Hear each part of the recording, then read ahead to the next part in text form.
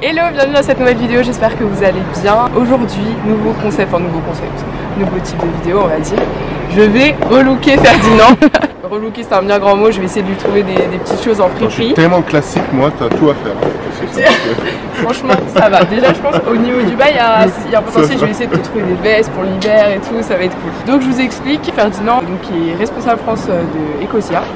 Et on trouvait ça sympa d'aller chiner en friperie et en même temps je vais pouvoir lui poser plein de questions puisque je vous avais demandé sur mon Instagram il y a quelques jours de me poser des questions s'il y avait des choses qui vous paraissaient pas claires au niveau d'Ecosia, etc. Et d'ailleurs vous avez été très réactifs, je suis super contente parce qu'on va pouvoir échanger pas mal de choses. Franchement si je dis n'importe quoi, je suis là à côté, je dis bon bah voilà. Tu n'hésites pas à me couper si je dis n'importe quoi. Le petit pitch. Voilà, je fais le petit pitch, tu vas voir si j'ai bien révisé ou pas. Donc Ecosia c'est un moteur de recherche éco-solidaire. Le concept en fait c'est de planter des arbres au bout de 45 recherches. Ouais, en moyenne il faut 45 recherches pour planter un arbre. Voilà, exactement. Et vous avez un petit compteur, ce que j'aime bien, un petit compteur en dessous de la barre de recherche où il y a tous les arbres qui sont comptabilisés, donc vous voyez un peu l'évolution. Et j'ai découvert il n'y a pas longtemps qu'il y avait une application, j'ai trouvé ça super, il y a une rubrique avec projet et là vous pouvez suivre tous les projets qu'ils font. Donc il y a des petits articles à chaque fois. 22 maintenant je crois. 22, ouais, ça commence à faire là. Là c'est 76 millions d'arbres. Ouais, ça en fait. Ah mais je crois qu'il y a un peu plus. J'ai regardé ce matin 78. Non, c'est génial. On va pouvoir enchaîner. Il y avait juste un petit truc qui revenait souvent, je préfère le dire en début de vidéo. Les gens avaient du mal un peu à s'imaginer le fait que ce soit possible en cliquant environ 45 fois. Ils avaient du mal à croire que c'était possible de planter un arbre. Comme ça, ils avaient aussi un peu du mal à savoir tout le processus qu'il y avait en fait. Et de ce que j'ai compris moi, c'était par exemple quand tu recherches sur Ecosia, donc les résultats de recherche sont générés par Bing. Ce qui rémunère un peu Ecosia, c'est les publicités, c'est ça. Voilà, sur Ecosia. En fait, c'est le même modèle économique que Google, hein, c'est eux qui l'ont inventé. Ouais. Donc il faut savoir que Google ils font à peu près 80 milliards par an juste parce qu'on clique de temps en temps sur des pubs. D'accord. Nous on s'est dit c'est un super modèle parce que ça génère de l'argent, c'est un outil qu'on utilise au quotidien et on peut utiliser cet argent pour planter les arbres. Okay. En gros là en octobre on a fait 2,2 millions d'euros de chiffre d'affaires en un mois. Et il y a pas loin d'1 million d'euros qui est reversé à des partenaires pour planter les arbres. D'accord. Donc juste parce que de temps en temps quelqu'un clique sur les arbres. C'est aussi magique que ça. Non mais faites-la les gars, qu'est-ce que vous attendez? Elle est pas trop drôle. Ok, on va pouvoir y aller, je vais lui poser des questions, tout ce qui me vient à l'esprit pendant qu'on chine, voilà. Et c'est assez intéressant dans le sens où j'ai pas encore fait de session shopping on va dire avec un garçon, donc on recherche pas les mêmes choses. Donc ça c'est sympa et c'est lui qui m'a soufflé l'idée. Alors, nous sommes actuellement rue de la Verrerie et nous allons faire la première friperie, Fripsar. Celle-ci d'habitude j'y vais jamais parce qu'il y a tout ça je vais pas. Ferdinand m'a dit je dis oui à tout, donc on va lui mettre des talons, des trucs comme ça. Heureusement que je fais du 47 en pointure. Introuvable. Il y a du lourd là. Ah, il y a des costumes de fou. On va vous montrer de toute manière, allez on y va. Allez allez-y, après allez, let's go. Allez vas-y Manon.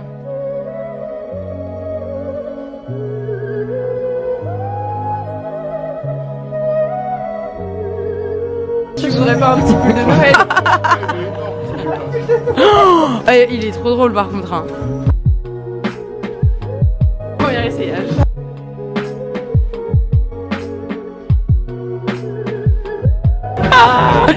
C'est n'importe quoi. Elle dit n'importe quoi. Ouh. Pas les mêmes.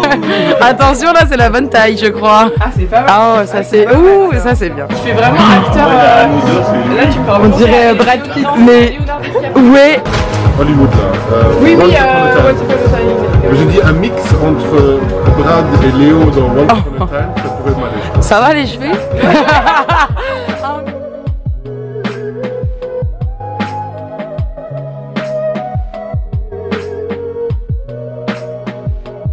À 45 €, c'est un cuir et c'est un Redskins. Validez le premier choix.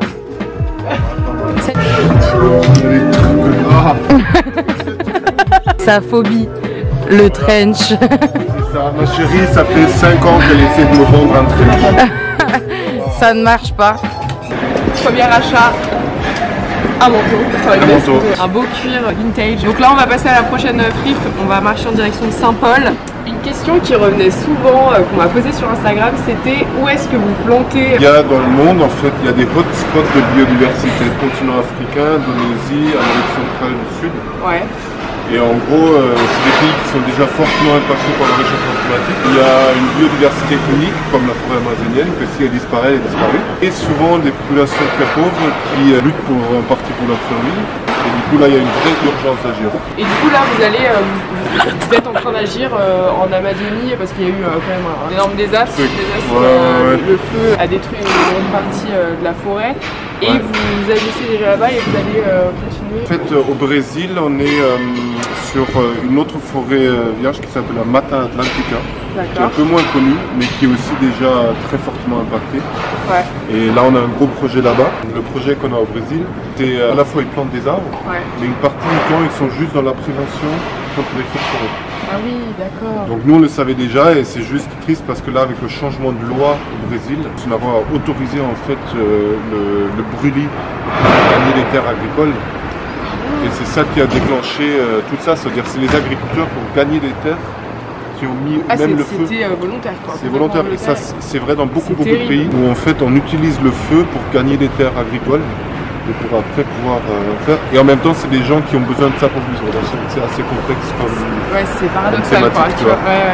Vous respectez vraiment la biodiversité ou ce sont des monocultures? Non, justement, c'est pour ça que nous, on dit on plante des arbres.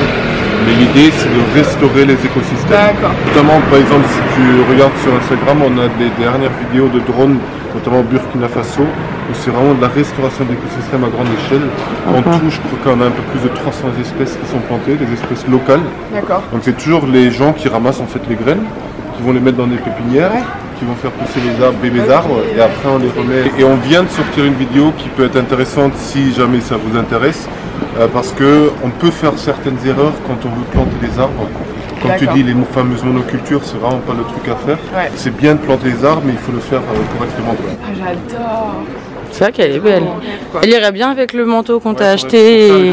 Faut faire un mapping ici sur la voiture. So Fashion Week.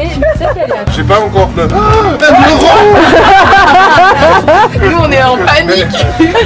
On a quoi comme taille? 36, 32. 36-32 et derrière 33, 36. Donc il faut un 34. 33-36. Je vais en chercher un autre.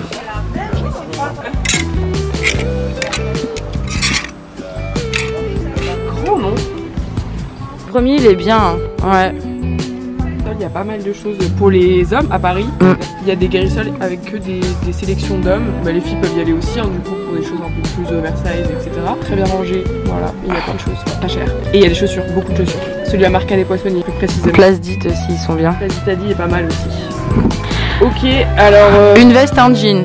Ouais. C'est bien déjà, c'est un bon début. Alors vraiment, on fait le look Leonardo, quoi. Je mettrai une photo pour...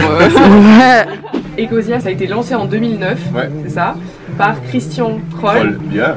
Tu vois, non mais en vrai, j'ai bien retenu. On est 50 actuellement. Ok. Donc Christian, lui, il a fait un tour du monde en fait et il a vu l'impact catastrophique de la déforestation. Il a dit il faut qu'on fasse quelque chose. Et il s'est dit en fait, et ça c'est vraiment une idée assez brillante, il s'est dit il faut qu'on trouve un outil qui touche beaucoup de monde et qui génère de l'argent. D'accord. Ça veut dire qu'Ecosia aujourd'hui dans le fonctionnement elle est comme une assos un peu, mais on a un outil qui génère nos propres sous, ça veut dire qu'on ne dépend pas des donations des gens. Ouais, donc c'est ça qui est en fait le truc surprenant. Et lui il savait, il a déjà expérimenté un peu avec des moteurs de recherche et il a lancé ça et ça a pris 7 ans avant de vraiment décoller. Et en fait, le truc vraiment intéressant, c'est qu'il a été patient. C'est-à-dire qu'aujourd'hui, Ecosia, il y a eu 25 000 € de départ d'investissement, mais il n'y a pas de levée de fonds, il n'y a pas d'investisseurs privés. Et qui fait qu'aujourd'hui, au niveau légal, Ecosia est une entreprise à mission. C'est-à-dire qu'elle ne peut pas être rachetée. L'argent ne peut pas être sorti et donné à des gens. C'est-à-dire que c'est uniquement pour reforester. Il y a les salaires qui sont plafonnés, donc il y a plein de trucs. Et ça, c'est légal et à vie. Donc qui vraiment assure que on est là pour ça. C'est trop bien. J'avais une question plus au niveau d'internet par rapport aux données. Les données collectées, est-ce que vous en faites quelque chose? Aujourd'hui il y a quelques moteurs de recherche qui sont dans la protection des données. DuckDuckGo, il y a Quant, il y a nous et on est tous au même niveau de protection des données. Alors il y a deux choses, c'est d'un, on n'a pas beaucoup de données en fait. C'est-à-dire, c'est pas comme Google par exemple, où il y a Gmail, il y a tout le Linux derrière, où il y a beaucoup de données en fait. Nous, on n'en a pas, à part ce que vous cherchez. Mais en fait, pour l'expliquer clairement, c'est qu'au départ, Google fonctionnait comme ça. C'est-à-dire, au départ, c'est comme tu rentres dans une librairie, tu demandes à la personne de tel et tel bouquin, il va te le chercher et te le file. Point. Et ce qui s'est passé après, c'est que le libraire, il s'est dit, ah, mais je te connais.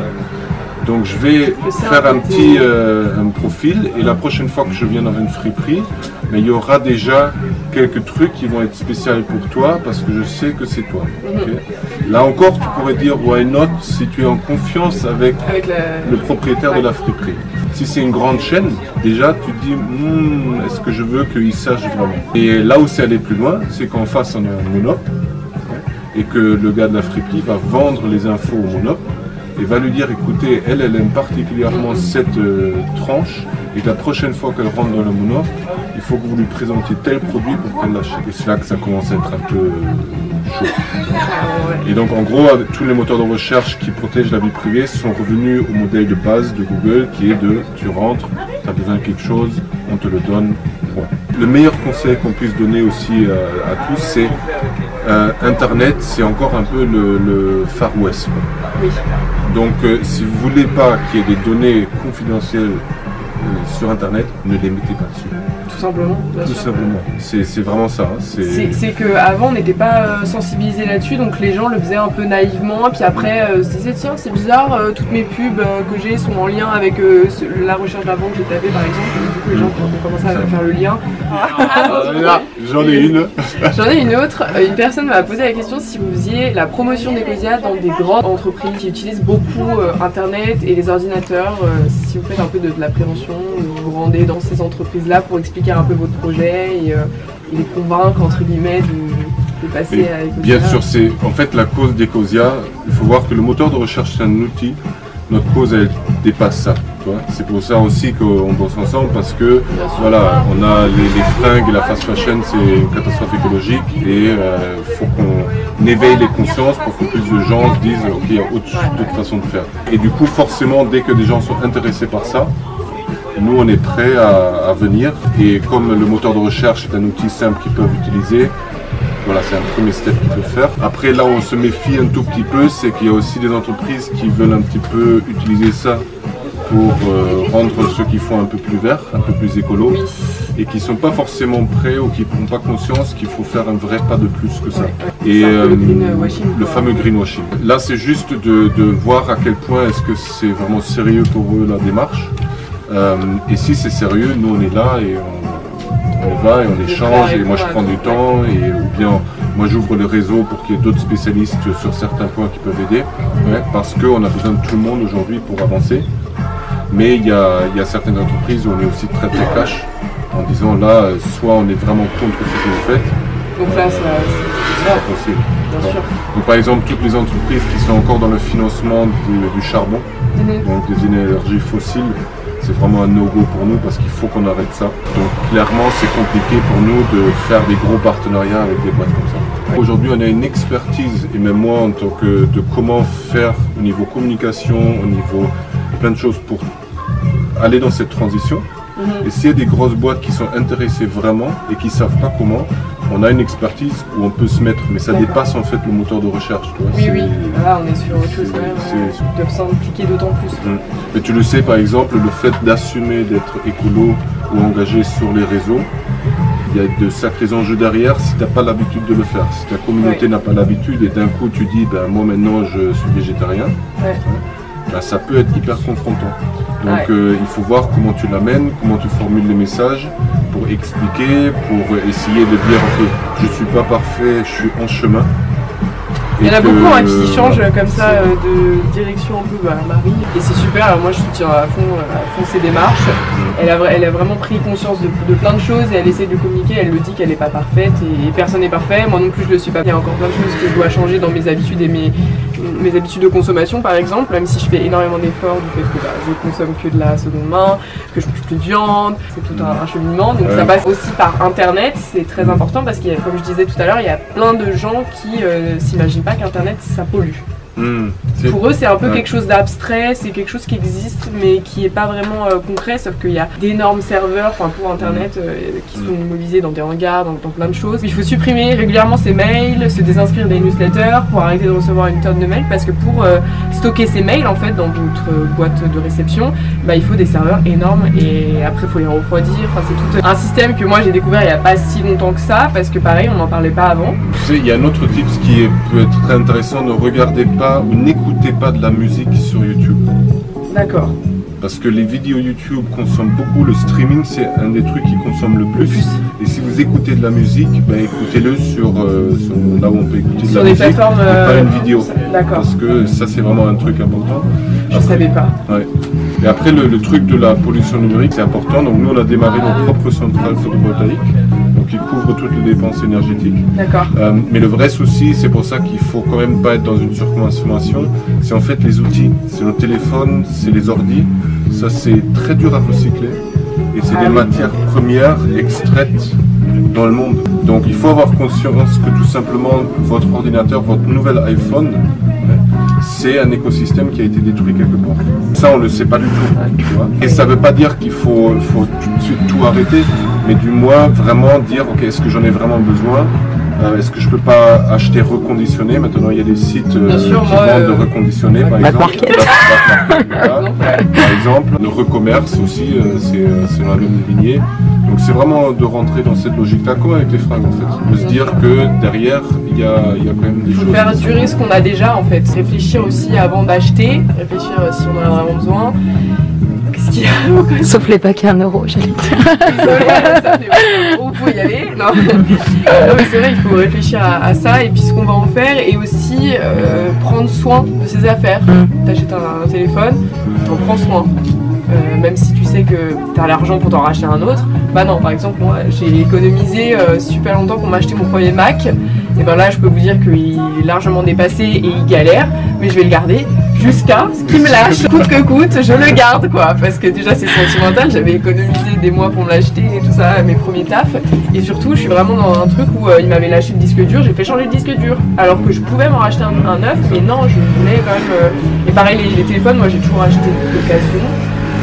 Parce que déjà c'est moins cher et puis tu fais quand même une bonne action, tu réutilises des matériaux. C'est comme tout, c'est comme la fast fashion et tout ça. Quand tu commences un peu à fouiller, après tu as envie de creuser partout et tu as envie d'être vraiment hyper conscient de tout ce qui se passe et d'avoir un réel, j'ai pas le mot là, aidez-moi. Un réel quoi? Pas impact, mais un droit de regard là-dessus si tu veux. Mais c'est aussi un paradoxe parce que tu sais, sur internet, tous les sites, prenons les réseaux sociaux. Comment les réseaux sociaux gagnent de l'argent? Par le temps que vous passez dessus. C'est-à-dire tout est structuré, les algorithmes sont structurés sur la psychologie de la dépendance. C'est-à-dire que l'idée, c'est que plus vous restez dessus, en accro, quoi, plus eux ils gagnent de l'argent. Bien sûr. Donc tout est fait pour que vous restiez dessus, même si vous n'avez pas envie. Donc là, j'ai vu qu'Instagram essaye d'enlever le like, donc déjà ça peut aller dans la bonne direction, parce qu'ils prennent conscience aussi que psychologiquement il y a un impact. Tu vois. Mais ce qui est aussi intéressant, alors je sais pas comment toi tu le vis, mais dans tous les youtubeurs avec lesquels j'ai déjà travaillé, ceux qui produisent beaucoup sont parmi ceux qui consomment le moins. Ouais.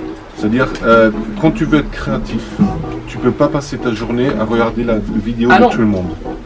Donc si jamais vous voulez vous lancer et être créatif dans ça, une des choses à faire, c'est vraiment de regarder les vidéos qui sont importantes pour vous. Mais si vous sentez que c'est juste parce que vous vous ennuyez, faites autre chose, parce que sinon vous rentrez dans un système où vous tuez votre créativité en fait. C'est ça. Et qu'il y a vraiment des gros youtubeurs, notamment américains, qui sont très extrêmes là-dessus, qui disent je regarde jamais de vidéos de quelqu'un d'autre parce que je crée. Et ça, c'est trouver le juste équilibre.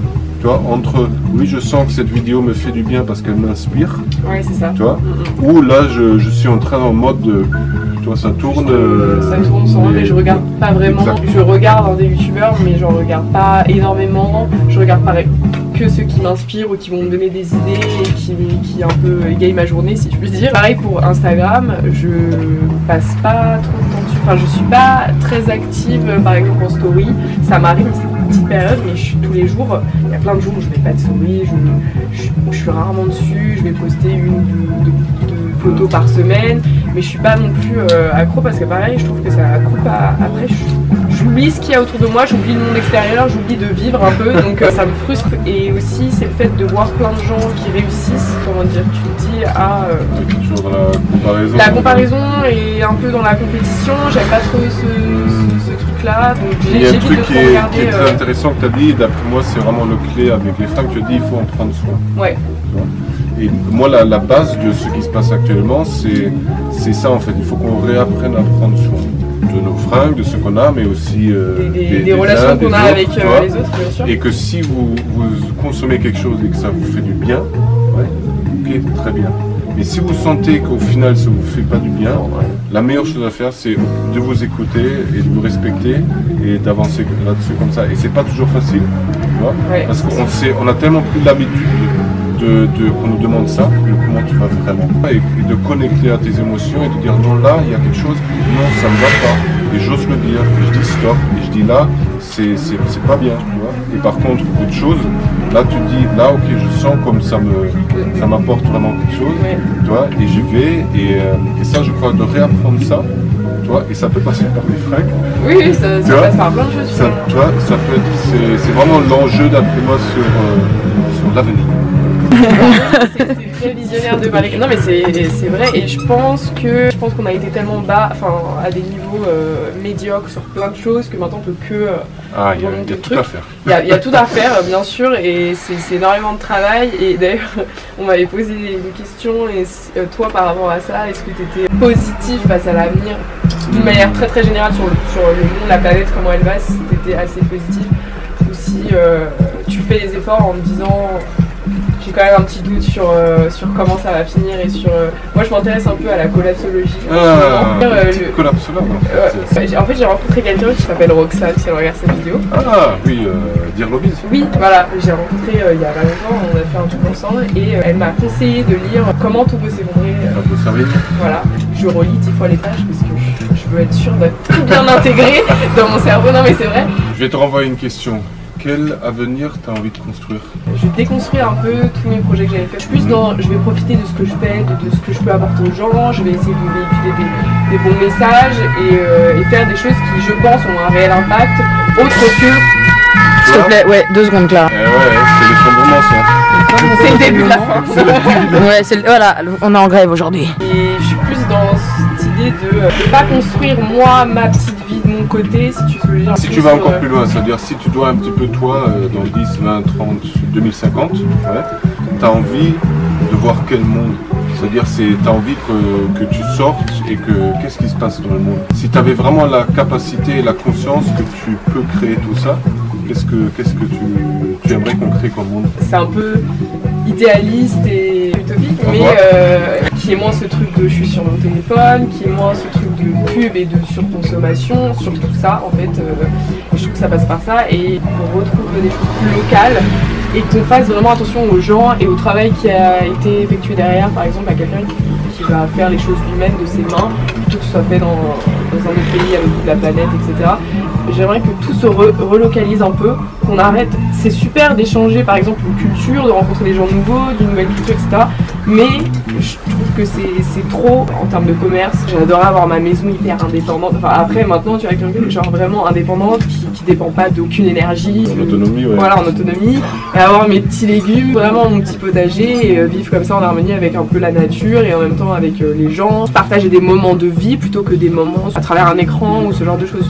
Moi, j'aimerais bien vivre ça comme ça. Après, il y a du chemin à faire aussi, mais en même temps, j'ai un petit peu d'espoir. S'il y a du chemin à faire, si tu reviens aujourd'hui, c'est quoi le pas de plus que tu peux faire par rapport à t'en es aujourd'hui là pour construire ça? On va continuer dans l'avancée, être un peu plus investi chaque jour, je dirais. Donc ça passe par internet, ça passe par la vie, ça passe par la consommation de la culture. Voilà ma façon de voir le monde, c'est que si des personnes comme toi s'autorisent à rêver d'un monde qu'ils ont construit en conscience, et qui peut être très très beau, dans ce cas-là on va le construire. Qu'est-ce qu'on attend? Oui, c'est sûr, qu'est-ce qu'on attend? Certes, il ne faut pas nier la réalité, que si on ne fait rien, ça peut être très désagréable ce qu'on va vivre. Parce qu'on est dans un fonctionnement, maintenant on commence à en prendre conscience, il fout comme en l'air pas mal d'écosystèmes dans le monde. Mais c'est aussi parce qu'on sous-estime notre puissance de création et à quel point nous on peut faire bouger les choses si on s'y met vraiment. Tu vois, notamment avec Internet. Toi, le nombre de personnes que tu peux inspirer avec une autre façon de consommer. Tu vois, il y en a de plus en plus qui utilisent ça et qui prennent conscience à quel point on ne parle, quand tu parles à une personne, tu ne parles plus à une personne. Tu parles à une plus 500, 1000, 10 000, 100 000. Et c'est ça qui a changé en fait. Et moi j'ai vraiment envie de dire, oui, ça peut tout s'effondrer, mais peut-être, mais n'attendons pas que ça arrive pour commencer à construire ce que nous on a envie de vivre. Et c'est pour ça que, je ne sais pas si c'est optimiste ou pessimiste, c'est juste prendre conscience du pouvoir qu'on a pour créer le monde qu'on veut. Et plus on va croire que c'est possible, plus on va le faire. Le risque avec la collapsologie, c'est juste qu'on croit tous que ça va se casser la gueule et du coup on va provoquer ce qu'on veut éviter. Ça accélère le truc et fatalise quoi. Bon bah c'est mort donc j'essaye pas. Exact. Voilà. Mais justement je suis pas trop rentrée dans ce truc là. L'éveil, on va dire, ça peut être un peu douloureux. C'est-à-dire parce que c'est comme le matin, si tu as dormi et tu te réveilles en plein rêve, tu te réveilles, tu es un peu... je suis ou quoi. En fait, c'est par rapport à tout ce qui se passe. En effet, quand on ouvre son cœur, sa tête à ce qui se passe dans le monde, quand tu vas dans certains pays, quand tu regardes même là à Paris devant la porte, la misère qu'il peut y avoir, c'est pas facile. Tu vois. Moi, j'ai donné une conférence, je suis tombé en larmes parce que juste quand tu t'ouvres à ça, tu te dis putain, qu'est-ce qu'on est en train de foutre avec notre planète. Tu vois. Et oui, ça peut être dur, mais en même temps, on a besoin de se laisser toucher un petit peu par ça pour après dire ok, là j'y vais. On fait repartir. Et une chose que j'ai envie de dire, et une chose peut-être aussi à vous qui regardez là, c'est que on n'est pas seul. Il y a énormément de gens déjà là qui sont en train de construire, qui le disent peut-être pas tellement parce qu'ils sont en train de faire, mais ils y sont. Et c'est juste d'ouvrir un peu les yeux, de rencontrer, d'aller dans certains réseaux, de dire ok, je suis là, qu'est-ce que je peux faire. Et ça vraiment, voilà, et plus on va être, plus on va créer une énergie, un mouvement qui va dire oui, il y a des trucs qu'il faut qu'on arrête, qui sont durs, qui risquent de s'effondrer, mais il y a aussi des choses qu'on peut créer, où on peut avancer et où on peut déjà aussi éviter que les choses s'empirent encore déjà, plus. Tu vois, voilà un peu ma vision sur ce sujet. Ok. C'est trop intéressant là. T'as pas vu, tu fais l'interview en chaussettes depuis tout à l'heure. Moi je viens de cramer qu'il était en chaussettes. Il fait sa meilleure interview en chaussettes. Oui, moi ma vision et tout. Mais t'es dans le thème, hein. Ouais, t'es bien ancré. T'es terre à terre, t'es relié, t'es connecté. Là, elle est en Australie pour devenir prof de yoga. Et moi après je fais un plan bing bing, Leonardo qui marche en mode badass et tout. Hein. C'est pas mal comme ça. C'est bien, regarde. Sur le cabine, on va créer le jean et le pull. Le jean il a 20 ans. So I can go out.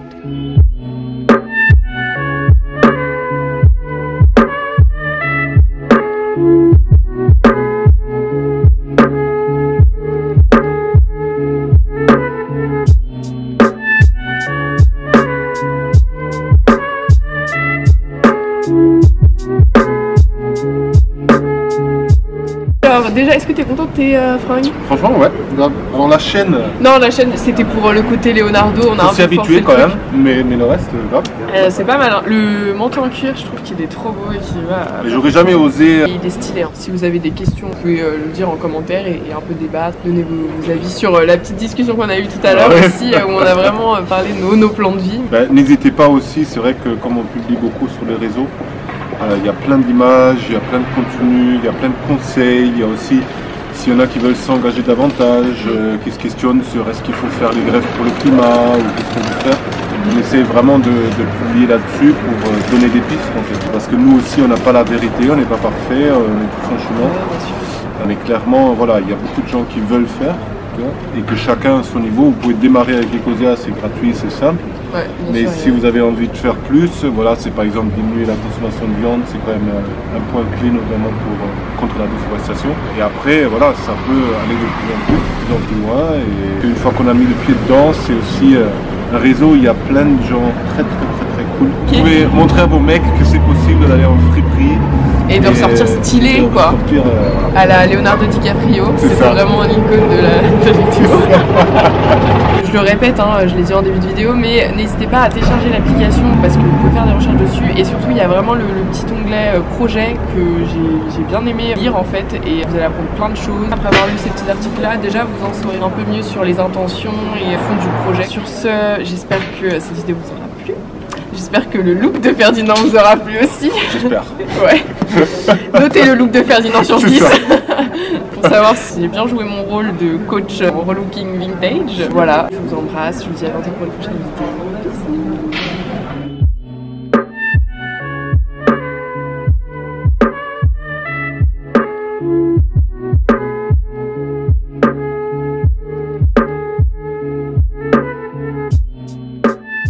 Qui c'est qui s'est levé à 10h pour filmer cette vidéo? C'est nous. J'ai envie de faire les bacs à 1 € là. Toi tu vas arrêter. On n'est pas là pour toi, ok? Ah mais non, mais moi je vais venir les faire toute l'après-midi là, du coup.